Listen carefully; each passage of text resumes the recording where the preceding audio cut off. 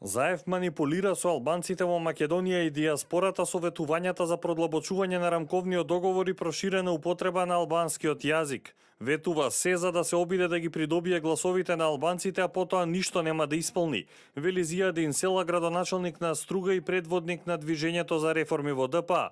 Според него, Охридскиот рамковен договор не е доволно решение за правата на албанците, а ризично е тоа што Заев се обидува да одземе дел од албанското гласачко тело.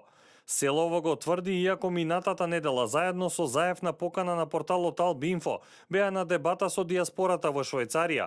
Токму оваа земја, како и Косово, според Села, треба да бидат пример. Говори се само заради политичка цел и јасно и гласно имат речено дека албанскиот јазик е регулиран со Охридскиот рамковен договор, а тоа не ги исполнува потребите на албанците тука во Македонија. Ако сакате примери во врска со јазикот, господинот Заев може да зема примери од Косово. Ризично е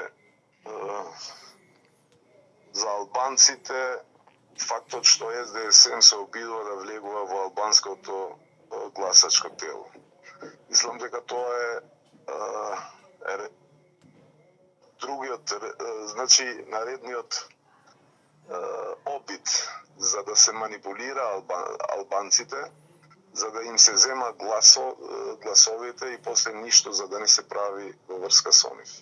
Единствена гаранција за да се направи службен јазик рамноправен во употреба во целава држава, во сите лични документи и така натаму, е гласовите да одат во албанските политички партии, тоест кај Алијансата за албанците.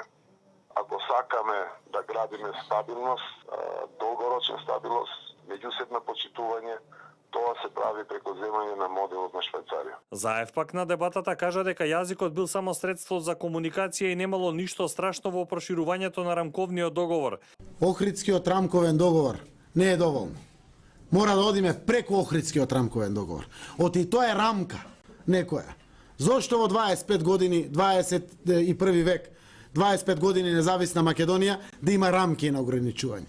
Не, или ќе веруваме во еднаквоста и рамноправноста и ќе му помогнам на мојот сограѓанин албанец или он мене како македонец, за да може да функционира исто како мене или јас исто како него. Јас сум истиот Зоран Заев кој што ја отвори јавно употребата на јазиците во Македонија и еднаквоста и рамноправноста во државата. Јас сум истиот тој што го гледавте и по Facebook и по телевизии, кој што отвори штабови во Арачиново и во Чегране и насекаде и стои на македонски и на албански јазик, без било какви предрасуди. Според владеачката ВМРО ДПМН, крајните мотиви на Заев биле редефинирање на државата и менување на уставниот поредок и уривање на позициите на Република Македонија во споровите што ги има со соседите, вклучувајќи го и прашањето за името.